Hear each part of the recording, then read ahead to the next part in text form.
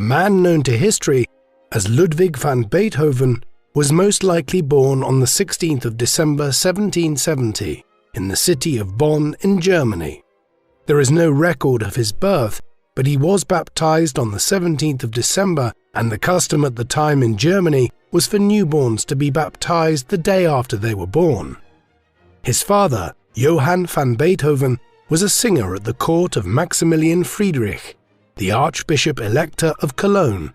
Johann's father, Ludwig, whom the child was named after, served as Kapellmeister or music director of the Elector's court in Bonn. The van in the family name indicates that the family came from the Low Countries, hailing from the Belgian village of Betancourt, known in Dutch as Betauer or Bettenhoven. Though unlike the German von, this was not necessarily an indication of noble heritage. His mother, Maria Magdalena Keverich, was the daughter of the head chef for the Archbishop-Elector of Trier. Following the death of her first husband, she married Johann van Beethoven in 1767. The couple would have 7 children, of whom only 3 boys survived infancy: Ludwig, Caspar Karl, and Nikolaus Johann.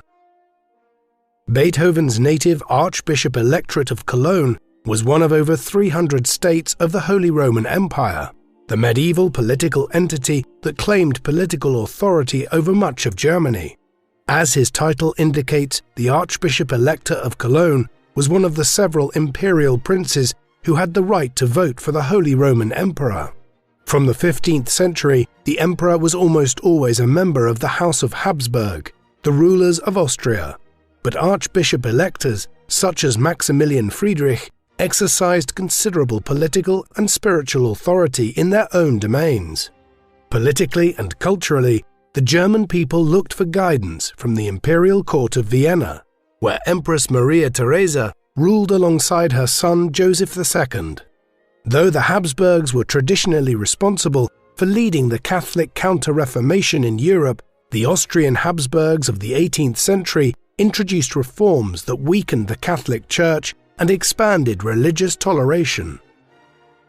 In 1773, following the death of Ludwig's namesake and grandfather, Johann van Beethoven sought to succeed his late father as Kapellmeister, but was denied the appointment.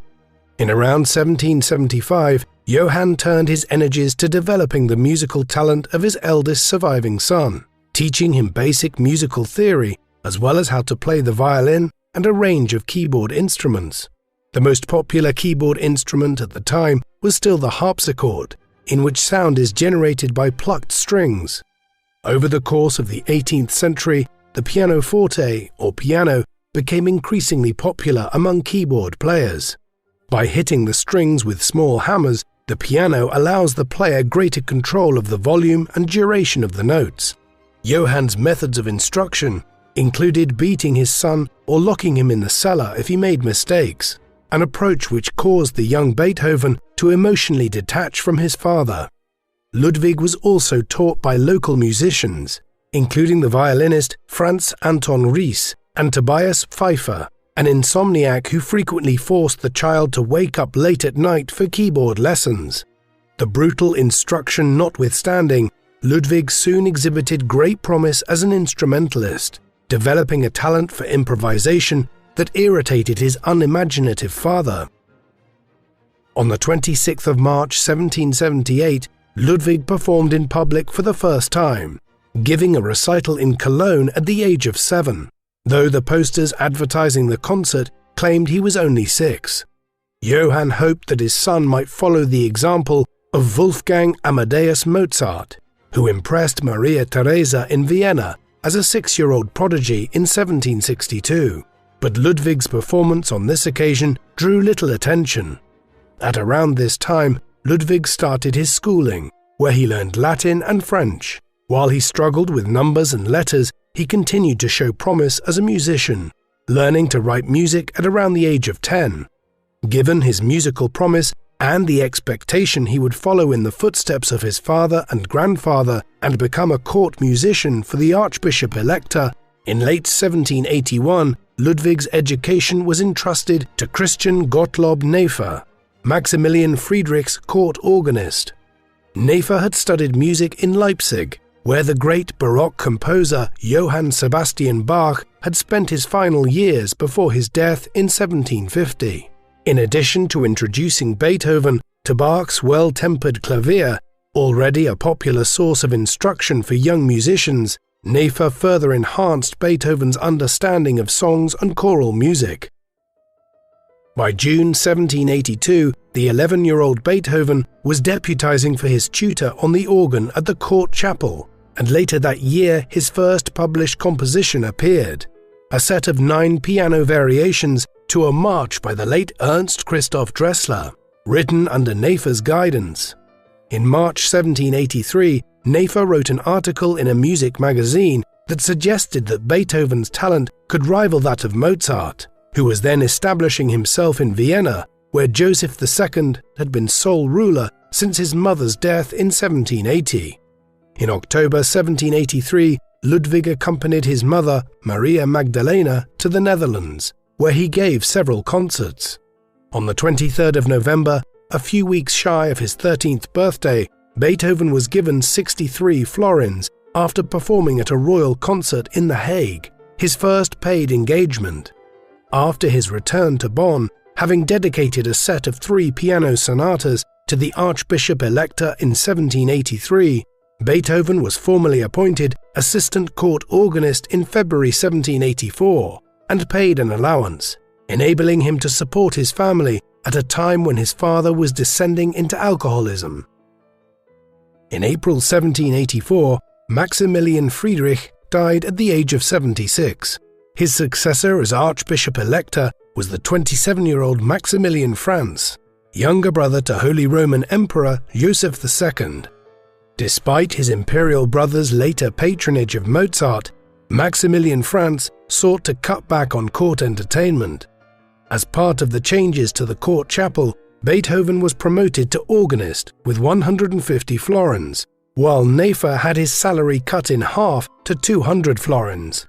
Beethoven's salary was soon adjusted in line with Nefer's, creating tensions between the master and his teenage pupil. Despite these tensions, the 14-year-old Beethoven continued to write music, increasingly influenced by Mozart.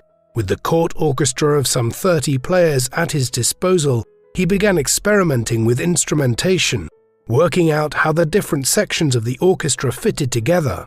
However, over a 4-year period during Beethoven's late teens, between 1785 and 1789, he wrote less music than he would at other points in his life, perhaps as a result of his numerous duties as a court musician. In addition to playing the organ at Mass every morning, he performed as a court pianist and served as an accompanist for the Elector's opera singers during rehearsals. In the court orchestra, Beethoven either directed the orchestra from the harpsichord or played the viola in the string section. In early 1787, perhaps following a suggestion from Nefer, Max Franz proposed sending the promising young musician to Vienna to study under Mozart. The Archbishop-Elector agreed to sponsor the trip, hoping that Beethoven would be in a position to increase the prestige of his patron's court upon his return to Bonn. Beethoven left Bonn in late March and would have arrived in Vienna around the 8th of April. During his first visit to the imperial capital, Beethoven recalled being impressed upon catching sight of Emperor Joseph. While Beethoven only mentioned seeing Mozart play, it is possible that the latter may have offered the young man some instruction.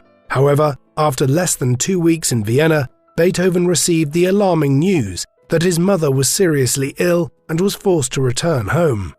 Weakened by tuberculosis, Maria Magdalena died at the age of 40 on the 17th of July 1787. The 16-year-old Ludwig was devastated at the loss of a loving mother, leaving him with an emotionally distant and alcoholic father.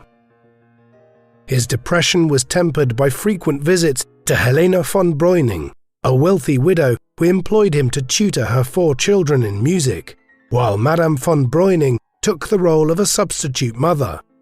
Beethoven enjoyed playing piano duets alongside her 16-year-old daughter, Eleonora, and would later become a close friend of her 13-year-old brother, Stefan.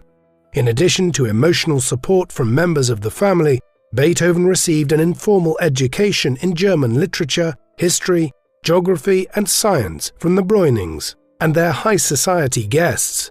The teenager read plenty of literature and poetry and was particularly inspired by Schiller's ode An die Freude, or To Joy, which celebrated the divine gifts of love, brotherhood, and freedom.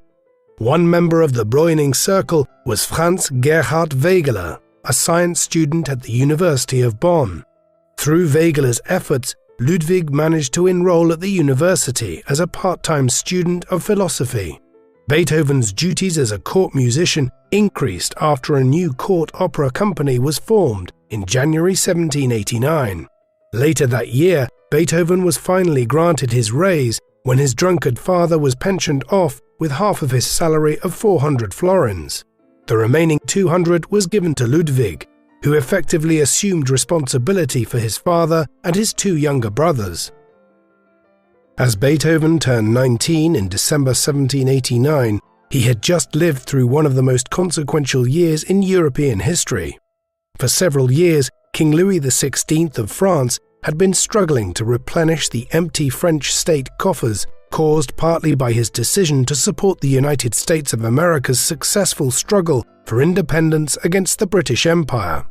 By 1789, as famine swept over the country and the nobility resisted higher taxes, a National Assembly representing the commoners took control of the government. Meanwhile, in Vienna, Joseph II's radical reforms had been facing considerable resistance at the local level, and the frustrated emperor decided to reverse most of his measures. Not long afterwards, Joseph died at the age of 50 in February 1790. At the court of Cologne, Max Franz declared public mourning for his brother. Beethoven was asked to compose a memorial cantata set to a text by the poet Severin Averdonk. Although he produced a profound 40-minute composition in C minor, a key that Beethoven would use throughout his career to symbolize tragedy, for unknown reasons, the cantata was never performed until it was rediscovered by Johannes Brahms almost a century later. A second cantata, written on the accession of Joseph's brother Leopold II as Holy Roman Emperor, was also withdrawn before it was due to be performed. Less than 2 years after Joseph II's death, the musical world was shocked to learn of Mozart's own passing on the 5th of December, at the young age of just 35. The exact cause of his death has been a matter of wide-ranging debate, with everything from poisoning to kidney failure being proposed. His premature death meant that the 60-year-old Franz Joseph Haydn was now once again considered the leading composer in Europe. Haydn's greatest contribution to musical form was to popularize the symphony, writing over 100 during his lifetime. While symphonies had initially been 3-movement instrumental pieces used to introduce operas, Haydn transformed them into standalone 4-movement orchestral works, introducing a dance as a 3rd movement in between a fast opening movement, a slow 2nd movement, and a faster finale. While on his way to the first of 2 celebrated visits to England, Haydn had passed through Bonn in late 1790, where he was shown one of Beethoven's cantatas and recognized his abilities. While Haydn was in London, Beethoven was promoted to court pianist, in addition to his existing duties as court organist. In March 1791, Beethoven wrote the Ritter Ballet, a composition influenced by German folk dances to accompany a dance spectacle organized by Count Waldstein. On the 1st of March 1792, after a brief reign of 2 years, Emperor Leopold II died at the age of 44 and was succeeded by his son, the 24-year-old Emperor Franz II. Just weeks later, the French revolutionary government declared war on Austria in response to Austrian preparations to do the same in defense of Queen Marie Antoinette, the new emperor's aunt, who was now effectively a prisoner in Paris of the revolutionaries. Much of the war over the next 3 years would focus on the Austrian Netherlands, around modern-day Belgium and Prussia's territories in the Rhineland region of Western Germany, where Beethoven's native Bonn lay. With the region now facing war, the Archbishop-Elector Max Franz decided to send Beethoven to Vienna to study under the great Haydn. Thus, in November 1792, a month shy of his 22nd birthday, Beethoven negotiated his way through columns of soldiers marching to battle on his way to Vienna. He would live there for the rest of his life, an imperial capital of around 200,000 people dominated by the river Danube and the Hofburg, the Habsburg imperial palace. Beethoven arrived in Vienna with letters of introduction from Max Franz and Count Waldstein, but soon realized that the financial support promised by the emperor's uncle was inadequate to meet his expenses. However, news soon arrived of the death of his father on the 18th of December. Ludwig, who had always had a strained relationship with him, did not return to Bonn, though his finances were improved when he inherited his father's pension. Furthermore, his career started to make major advances after relocating to Vienna. In January 1793, Haydn joked that the young man was equipped to write grand operas while he himself would have to retire. Beethoven had taken lessons from Haydn due to the latter's mastery of counterpoint, a musical interaction where two or more lines that differ in their rhythm and melody continue to maintain a harmonic relationship with each other. Haydn gave Beethoven hundreds of exercises in counterpoint, but made few corrections to Beethoven's mistakes. Within 6 weeks, Beethoven decided that Haydn could not effectively teach him counterpoint, but continued to benefit from his ability to observe Haydn's work at close quarters and from Haydn's relationship with potential aristocratic patrons. Despite his struggles, Beethoven was already making a name for himself as a pianist in Viennese society.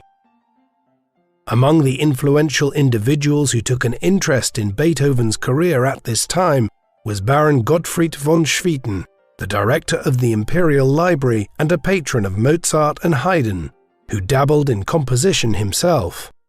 Beethoven lived in an attic apartment above the residence of Prince Karl and Princess Christiana Lichnowsky, who also invited him to play at their Friday morning concerts.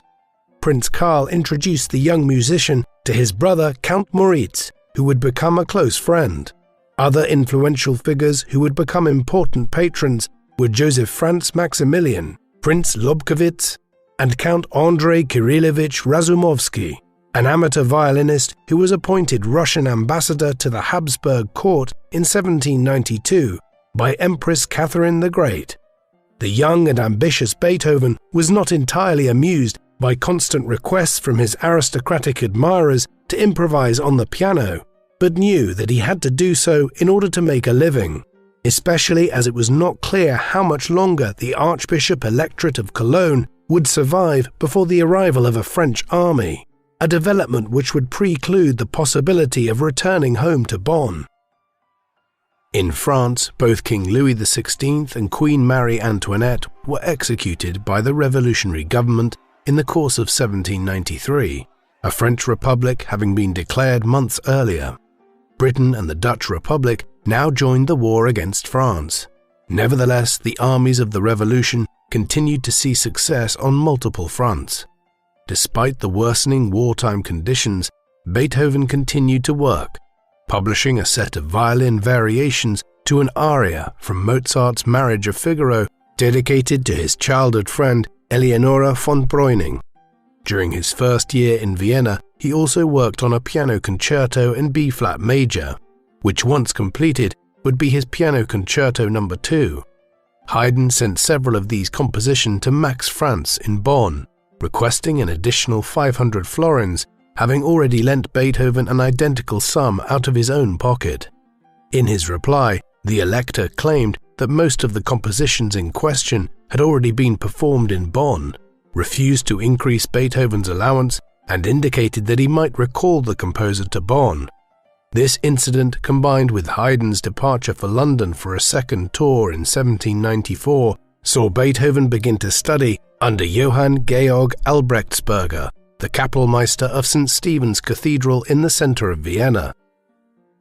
In October 1794, French armies finally occupied Cologne, bringing hundreds of refugees to Vienna, including Beethoven's younger brother Karl Caspar. The extinction of the Archbishop Electorate, which followed the French conquest, resulted in the loss of Beethoven's salary, but the Lichnowskis allowed him to continue to stay as an honored guest at their house. On the upside, at just 24 years of age, he had begun to gain a reputation for his playing in the salons of Vienna. After more than a year of performing to aristocratic audiences, Beethoven made his public debut in Vienna at the Imperial Court Theatre, more commonly known as the Burgtheater, on the 29th of March 1795, playing a new piano concerto in C major, later known as his first piano concerto. Not long afterwards, he published his first composition, a set of 3 piano trios which he dedicated to Prince Karl Lichnowsky. Beethoven advertised the composition for sale at 1 ducat. It attracted 249 subscribers, making him a profit of just over 1,000 florins, enough for a year's expenses. He followed this initial success with a further set of 3 piano sonatas and was soon publishing a steady stream of chamber music over the next few years, including 5 trios for strings, 3 violin sonatas, and 7 piano sonatas.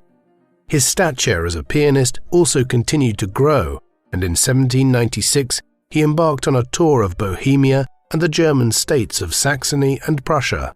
In Berlin, he performed twice for King Friedrich Wilhelm II of Prussia, to whom he would dedicate 2 of his cello concertos. By the time Beethoven returned to Vienna from his tour in July, the city was disturbed by the military successes of General Napoleon Bonaparte, the young French revolutionary commander who inflicted a series of defeats against Austrian armies in northern Italy. By early 1797, Napoleon's men had crossed into Austrian soil and were marching towards Vienna itself.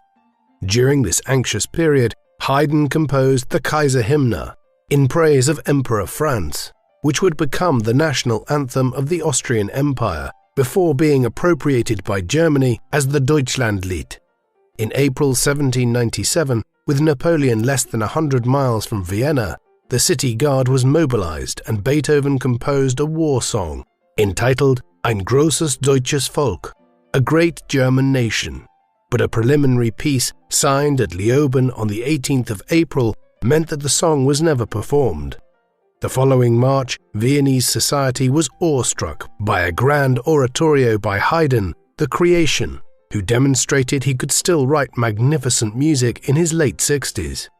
Beethoven still had to prove himself as a composer and decided to quit the Lichnowsky residence in favor of a rented apartment, which he could now afford thanks to the money he was making from his printed music. On the 2nd of April 1800, Beethoven gave a concert at the Burgtheater. In addition to a Mozart symphony and a couple of numbers from Haydn's The Creation, the program included 3 of his own compositions, a piano concerto, a septet for 4 stringed instruments and 3 woodwind instruments, and a new symphony. The piano concerto was most likely his second, in B-flat major. The melodious septet became his most popular work yet, while his Symphony No. 1 in C major signaled his entry into the field that Haydn and Mozart had made their own. At the age of 29, having spent 7.5 years in Vienna, Ludwig van Beethoven was finally established as a popular composer in his own right. Following his initial financial difficulties, he was making good money from his published compositions, his performances, and from teaching piano students, in addition to 600 florins a year from Prince Lichnowsky. In the summer of 1800, he moved out of the city centre to the suburban village of Unterdöbling. Henceforth, he would spend much of his time in the countryside, taking inspiration for his compositions from nature, before wintering in Vienna, refining his compositions and performing. Around this time, the Austrian army fought and lost a second war against revolutionary France. In November 1799, General Bonaparte overthrew the French government in Paris and established himself as first consul of the French Republic. Although an allied Russo-Austrian army had reconquered northern Italy, Bonaparte took back Italy following victory at Marengo in June 1800, while his colleague General Moreau decisively defeated the Austrians at Hohenlinden in Bavaria in December. By February 1801, another peace treaty in which Austria lost further lands was signed at Unveiled. Although his position as a German composer in the Austrian capital should have dictated otherwise, Beethoven, like many European intellectuals, admired Bonaparte and viewed him as a figure who might extend the ideals of European enlightenment across the continent. In the spring of 1801, he wrote the music for The Creatures of Prometheus, an allegorical ballet based on the myth of Prometheus, the ancient Greek god who breathed life into mankind and gave them fire. It may have been a thinly disguised commentary on Bonaparte, though Beethoven had to be careful to get around the censors in Vienna. The ballet was performed 27 times and further increased the composer's renown. At the age of 30, Beethoven seemed destined to climb to greater heights as a musician and composer, but his closest friends knew a terrible truth about Ludwig. He was losing his hearing. In June 1801, he wrote to his old friend from Bonn, Franz Wegeler, that his hearing had been deteriorating for the past 3 years, and that after consulting doctors with mixed success, he continued to suffer from tinnitus, a severe ringing in the ears. Not only did this mean that he struggled to hear the music he was playing and composing, but he had trouble hearing what people were telling him in the theatre and on social occasions, causing him to isolate himself from society, a development which somewhat explains his decision to go and reside to an increasing extent outside Vienna in the countryside. Here he fought his growing depression at this turn of events by continuing to write music. One work from this time is Piano Sonata No. 14 in C-sharp minor. In this, Beethoven opened the piece softly, mournfully in the lower octaves before the introduction of the main theme with a slow, repeated G-sharp note on a higher register. Dedicated to his Italian student and love interest, Countess Giulietta Guicciardi, under the Italian title Sonata Quasi una Fantasia, like a fantasy. It would later acquire the nickname Moonlight. Although Beethoven never completely departed from the classical framework laid down by Haydn and Mozart, the Moonlight Sonata was an early example of the Romanticism of 19th century music. In April 1802, following the advice of his doctor, Beethoven moved to Heiligenstadt, a quiet spa town outside Vienna, where he struggled to come to terms with his progressive deafness. While out on a walk with his student and soon-to-be secretary, Ferdinand Ries, the son of his one-time tutor in Bonn, the latter remarked on the melodiousness of a tune emanating from a distant shepherd's pipe, but Beethoven was unable to hear it, despite following the music towards its source. Months later, in October 1802, he drafted what has become known as the Heiligenstadt Testament. In this, he addressed his brothers and admitted his deafness, and the difficulties it was beginning to cause him professionally and socially. He had, he confessed, even considered ending his life, only to be held back by his dedication to his art. Despite his difficulties, he soon returned to Vienna, keen to create a work which would fit the heroic spirit of the age. What caused his deafness has never been satisfactorily resolved, with theories ranging from syphilis or typhus to lead poisoning, and even a habit he developed early in life of plunging his head into cold water when he wanted to wake himself up in order to continue working. Of course, all this raises a question. If Beethoven increasingly could not hear, then how did he continue to compose and write orchestral arrangements of the quality that he did for so many years to come? The answer is complex. Firstly, Beethoven had lived half his life able to hear, and so he knew what instruments sounded like and how to arrange music through his memory of what certain notes and combinations would result in a specific sound. It has also been suggested in recent times by Evelyn Glennie, an award-winning multi-percussionist who has been deaf herself since she was 12 years old, that other parts of the body can learn to hear when the ears fail, and so the body becomes like a giant ear. In Beethoven's case, he trained the rest of his body to hear. He would place his teeth on the keys of the piano to hear the vibrations through his mouth, and also had a megaphone attached to it so that the vibrations coursed through his body when he played. Some of this may have resulted in his distinctive sound, The violent nature of some of the arrangements and instrumentation in his works was something of a byproduct of the manner in which he pounded on the keys of his piano to feel the sound he was making, particularly so from 1812 onwards, when he effectively became completely deaf. These impediments would make the music he composed in the second half of his life all the more incredible. In the early summer of 1802, Beethoven began to sketch a series of 15 variations and a fugue on a theme from his Prometheus ballet. For the first time in a decade, the European continent was briefly at peace, after Britain and France made a peace at Amiens in March 1802. Keen to leave a legacy not only as a general but as a statesman, Napoleon was in the process of reforming French law, which soon after its publication in March 1804 came to be known as the Napoleonic Code. By early 1803, Beethoven continued to play around with his Prometheus theme, and soon created the framework for what would become his Third Symphony. Composed in E-flat major, it would become one of his greatest and most revered works. An epic opening movement was balanced by a funeral march in the second movement, followed by a quick and joyful scherzo in the third movement, reminiscent of a drinking party in an army camp, before an epic finale featuring 10 variations on the same Prometheus theme that Beethoven had grown to love.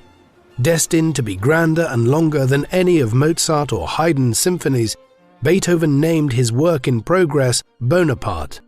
It was also during this period that he premiered his Second Symphony on the 4th of April 1803 at the Theater an der Wien in Vienna. After moving back to the countryside for the summer of 1803, Beethoven completed his Piano Sonata No. 21 in C major, dedicated to Count Waldstein, who gifted him a French piano in August.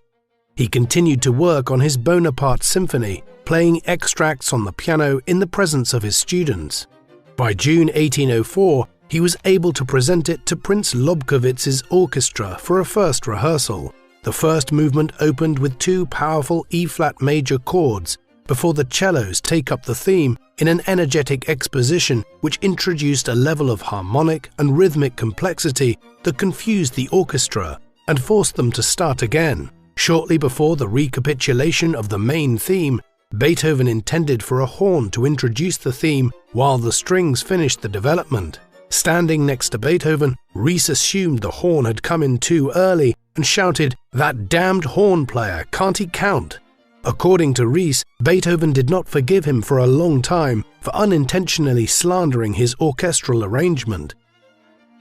After doubtless many more undocumented rehearsals to familiarize the Lobkowitz players with the innovative symphony, Beethoven's princely patron and his orchestra decamped to his summer palace with the manuscript in August.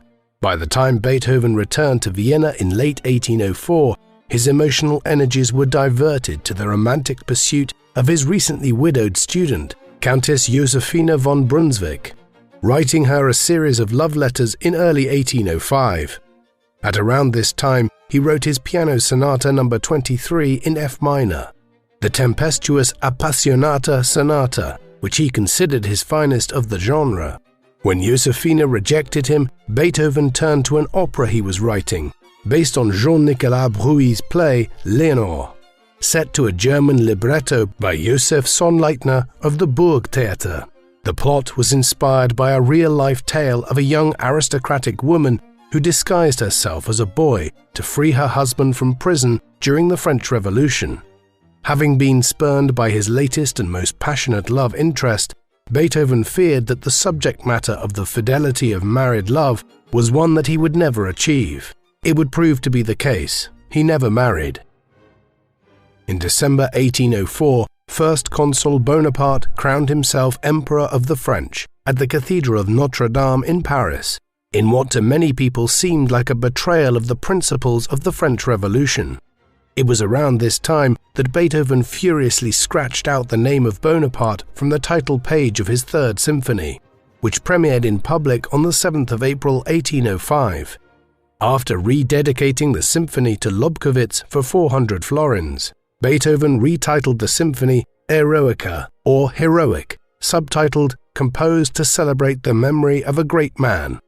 Like the Lobkowitz Orchestra during its first rehearsal, the audience was bewildered, and only after several performances did the critics catch up with the great composer. In August 1805, Austria joined Russia and Britain in a third coalition against France, which soon ran into disaster when Napoleon comprehensively defeated the Austrians in the Ulm region of southern Germany. Just as Beethoven was putting the finishing touches on his opera, renamed Fidelio at the last moment, Napoleon advanced on and then entered Vienna with his forces on the 13th of November. While his aristocratic patrons fled the capital, Beethoven's Fidelio received its premiere on the 20th of November. It was not a success, and Beethoven withdrew the opera after a revised two-act version staged in the spring of 1806 achieved equally disappointing results. Beethoven was somewhat upset by the response to Fidelio, but he nevertheless continued to create splendid masterpieces in the years that followed, including his fourth piano concerto in G major, a violin concerto in D major, and his fourth symphony in B-flat major. Beethoven's departure from classical norms often troubled his listeners. When the violinist Felix Radicati failed to appreciate them, Beethoven shot back, "They are not for you, but for a later age." Despite such statements of confidence in himself, he was clearly troubled by both his own personal circumstances and the response by some critics to his work. His behavior was increasingly erratic during this period, including regular fights with his two brothers, arguments with close friends, and an attempt to throw a chair at Prince Lichnowsky, which caused the prince to stop paying his annual subsidy of 600 florins.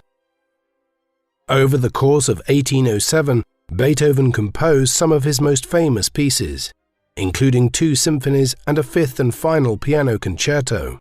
With Haydn nearing his death, Beethoven was emerging as his successor, as the giant of European music. Despite the naysayers who continued to critique his work on occasion in Vienna. Meanwhile, Napoleon had followed up on his occupation of Vienna with a string of further military victories which extended the French Empire across much of Beethoven's native Germany. As master of Europe, he began to place his brothers and relations on the thrones of client kingdoms, including his youngest brother Jerome, who was crowned King of Westphalia, with his capital in the state of Hesse. Jerome soon invited Beethoven to become his Kapellmeister in October 1808. Beethoven was inclined to accept Jerome's offer, having been rejected by the Burgtheater for an increase in pay to 2,400 florins a year.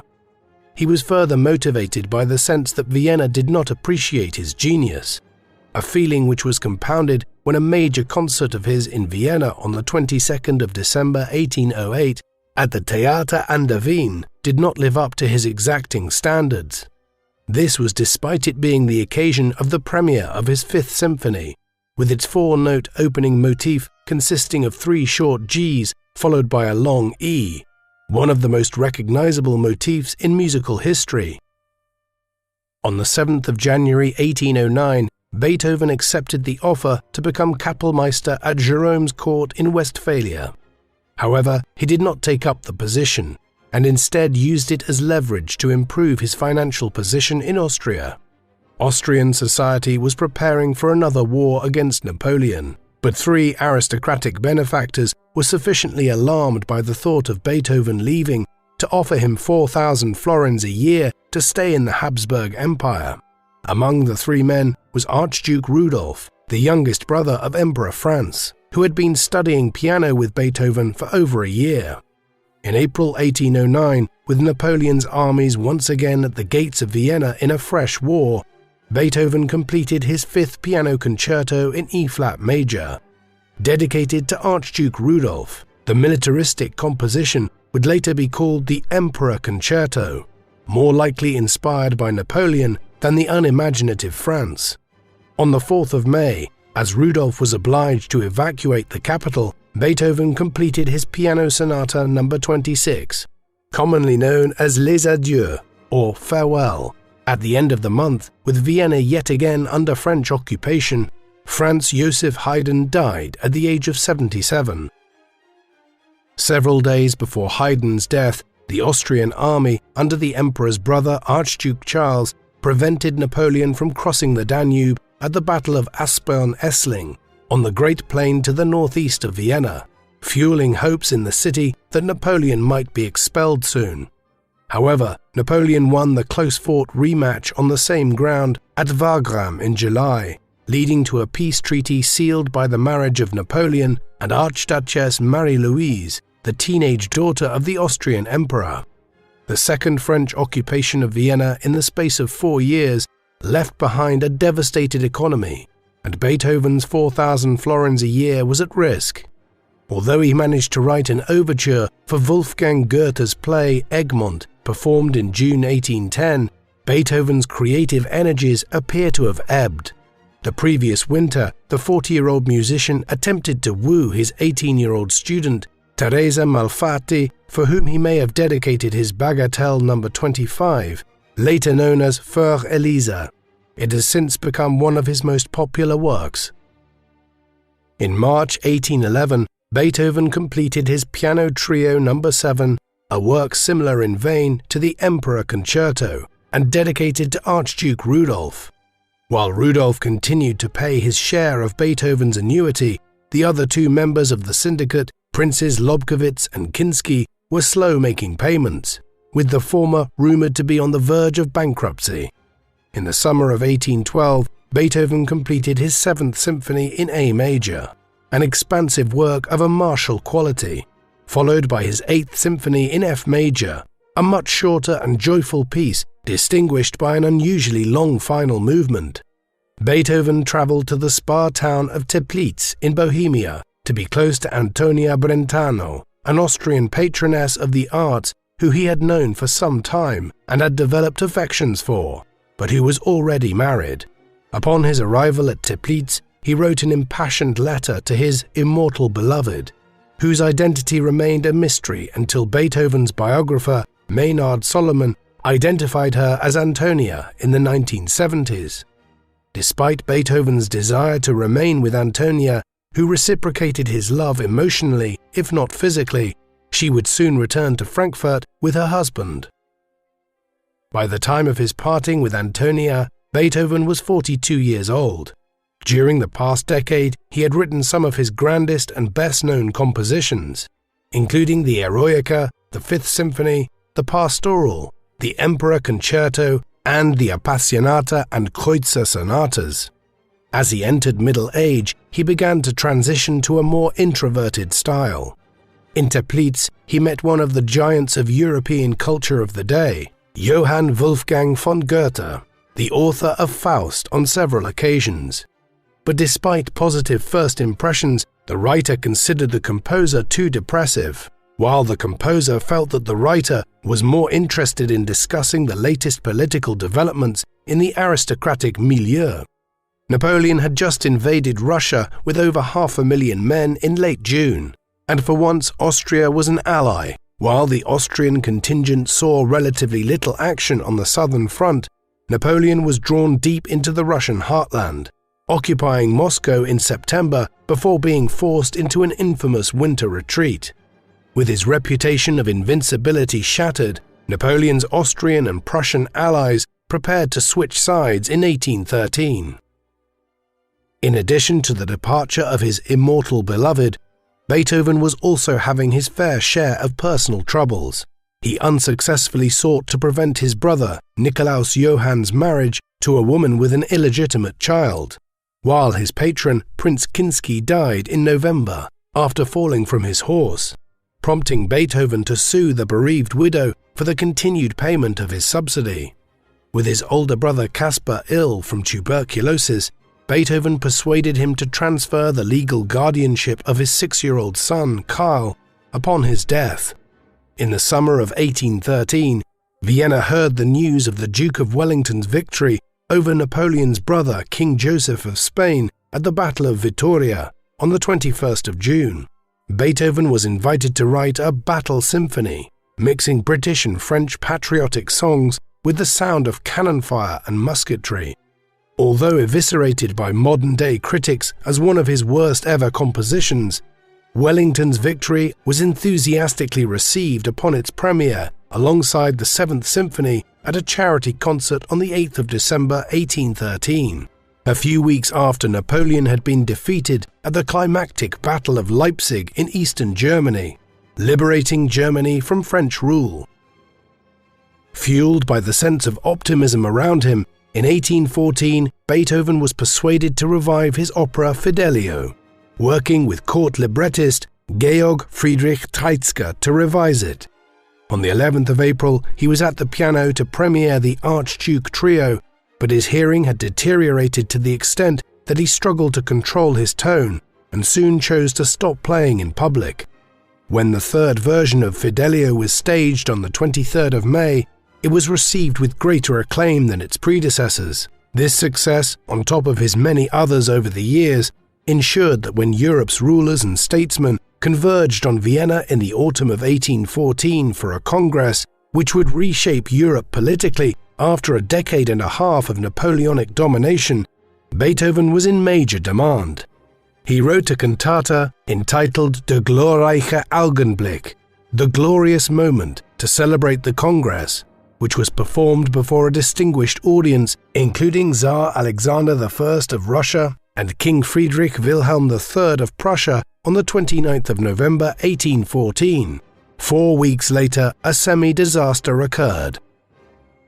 As Clemens von Metternich, the Austrian foreign minister and the architect of the Congress of Vienna, ushered in a new era of peace in Europe in the aftermath of Bonaparte's final defeat at Waterloo in the summer of 1815, Ludwig's brother Caspar died on the 15th of November 1815, resulting in a protracted legal battle between Beethoven and Caspar's widow, Johanna, over custody of 9-year-old Karl. After accusing his sister-in-law of loose morals and neglecting the child, Beethoven was initially granted custody in January 1816. In letters to female acquaintances, Beethoven referred to Karl as his son. For much of the mid-1810s, Beethoven dedicated himself to the upbringing of his nephew, while his musical output ground to a halt. It was only in 1818 that Beethoven returned to work, writing his Piano Sonata No. 29 in B-flat major, the Hammerklavier, one of the most challenging pieces in the piano repertoire. By late 1818, with Beethoven ill, deaf, and struggling to manage his household, Johanna sought to take back her son.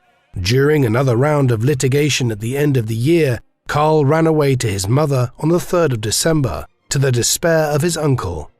While Johanna brought the child back to Beethoven the following day, the mother and son subsequently informed the court of Beethoven's often erratic behavior. Beethoven responded by mobilizing support from his imperial patron Archduke Rudolf, winning back custody in April 1820. In March 1819, Rudolf was appointed Archbishop of Olmütz in the modern-day Czech Republic by the Pope. Beethoven was motivated to compose a solemn mass for the Archduke's installation, scheduled for March 1820, but after writing 2 movements of the Missa Solemnis in 1819, he was distracted by the litigation over his nephew and realized he could not finish the composition in time. No longer restricted by a deadline and determined to create a masterpiece, Beethoven spent 4 years crafting the Missa, during which he took a greater interest in religion and spirituality, attracted not only by Christian beliefs but those from ancient Egypt, India, and China. Beethoven's interest in spirituality was also likely motivated by thoughts of his own mortality, prompted by an attack of rheumatism in 1821, the same year Napoleon died at the age of 52 in exile on the remote island of St. Helena. When asked to write an elegy to commemorate the late emperor, Beethoven replied that he had already written the appropriate music for such an occasion, most likely referring to his Eroica Symphony. Between 1820 and 1822, Beethoven composed his last 3 piano sonatas, numbers 30 to 32.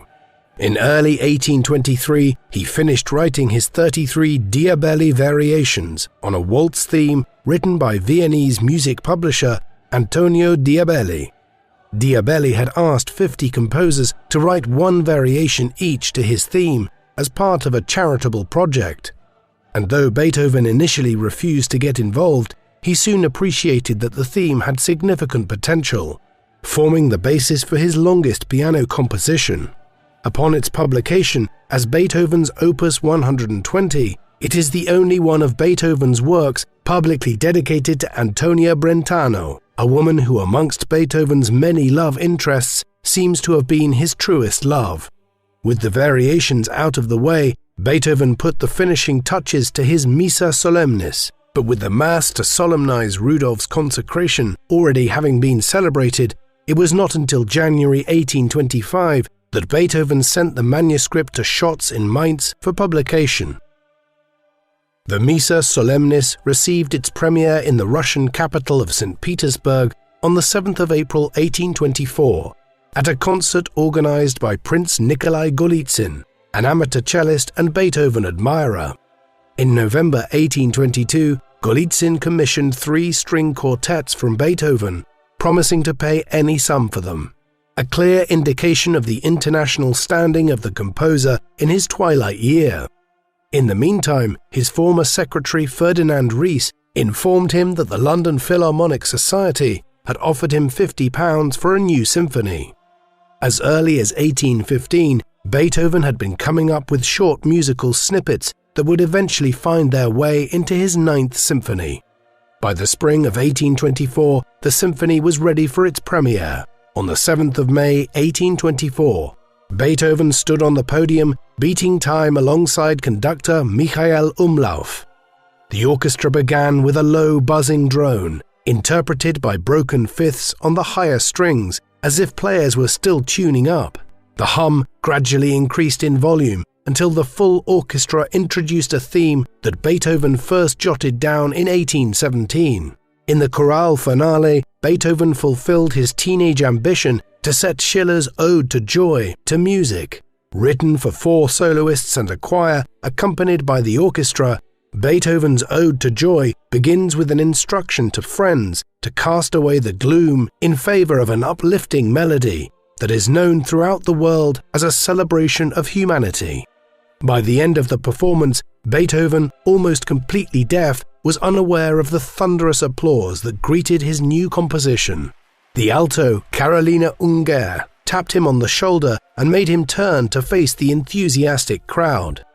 The 9th Symphony is widely regarded as one of the supreme accomplishments of Western classical music, a triumphant conclusion to Beethoven's career. In the summer of 1824, Beethoven turned his attention to fulfilling Prince Golitsyn's commissions.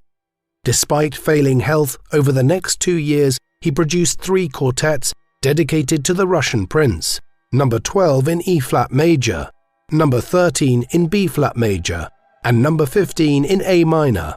He had enough left within him to write 2 more string quartets, number 14 in C-sharp minor, which he considered his finest composition, and number 16 in F major. He adapted his original finale for string quartet number 13, which appeared as the Große Fuge, or Great Fugue, another composition that proved to be ahead of its time. Taken together, the quartets and the fugue are regarded by modern musicologists as the pinnacle of Western instrumental music. Number 14, Beethoven's favorite, quoted a theme from his song cycle, To the Distant Beloved, an indication that Antonia was still a permanent fixture in Beethoven's thoughts during his final years. Despite briefly reconciling with his brother Johann, Beethoven's family troubles remained with him. By late 1824, his nephew Karl had turned 18 and dreamed of a military career, an aspiration that his uncle desperately sought to prevent being realized. Karl initially agreed to study at the Polytechnic Institute, but in the summer of 1826 he began to seek refuge with his mother before attempting suicide on the 6th of August. When Karl was discharged from hospital in late September, Johann van Beethoven invited his brother and nephew to join him at his estate of Gneixendorf in the Danube Valley. After leaving Vienna on the 28th of September with his nephew, Beethoven made the finishing touches to his string quartet number 16 in F major, cryptically annotating the words, "Must it be?" and "It must be," to 2 sets of 3 notes. Either unwilling to be parted from Karl or foreseeing his imminent death, Beethoven appeared reluctant to leave his brother's house. Convinced that Beethoven was seeking to delay Karl's interview with the army, Johann urged his guests to return to the capital. Taking an unfinished string quintet with him, Beethoven and Karl headed back in wintry conditions on the 1st of December 1826. By the time Beethoven returned to the capital on the 2nd of December, he was seriously ill and put straight to bed. Dr. Andreas Ignaz Wawruch diagnosed him with pneumonia and pleurisy. Within a week, Beethoven was strong enough to write letters to friends, but by the 13th he was confined to bed again with dropsy. A week later, Wawruch was obliged to administer an abdominal tap to release more than 100 pounds of fluid from Beethoven's body. Over the course of December, Karl showed great concern for his uncle, but had to leave to join his regiment on the 2nd of January 1827. Beethoven dedicated his string quartet No. 14 to Karl's regimental commander, Lieutenant Field Marshal Joseph von Stutterheim. By late January, Dr. Giovanni Malfatti, whose cousin Teresa Beethoven once courted, prescribed the patient with alcohol, perhaps recognizing that there was little else that could be done. Beethoven wrote to his Mainz publisher, Schotz, requesting a case of wine from his native Rhine region. By March, old friends, including Count Moritz Lichnowsky, Ignaz Schopanzig, and Antonio Diabelli, were calling on the dying composer. On the 23rd of March, Beethoven designated his nephew Karl as his heir in his will. When the case of wine arrived from Mainz on the 24th, Beethoven was already too ill and remarked, "Pity, it's too late." The end came during the afternoon on the 26th of March 1827. According to the composer Anselm Huttenbrenner, one of 2 people in the room at the time, at 5 o'clock, a flash of lightning and a clap of thunder caused Beethoven to lift his right hand clenched into a fist for several seconds before falling back dead, aged 56. On the 29th of March, Beethoven's body was buried at the Währing Cemetery, to the northwest of Vienna. His great admirer, Franz Schubert, was among the torchbearers at the funeral. In less than 2 years, Schubert himself was laid to rest at the same cemetery in a nearby plot. Ludwig van Beethoven is celebrated as one of the greatest composers who ever lived. From a modest background in Bonn, with assistance from aristocratic patrons, he established himself in Vienna during the early 1790s, beginning to fill the void recently left by Mozart's death by writing music inspired by Haydn and Mozart.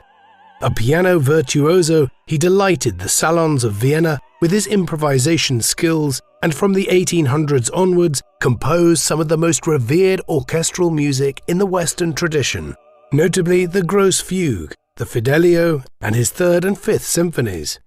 What is most incredible about his life and career was that it was threatened by his progressive deafness, and he had to overcome thoughts of killing himself when he first started to lose his ability to hear to find new methods of working.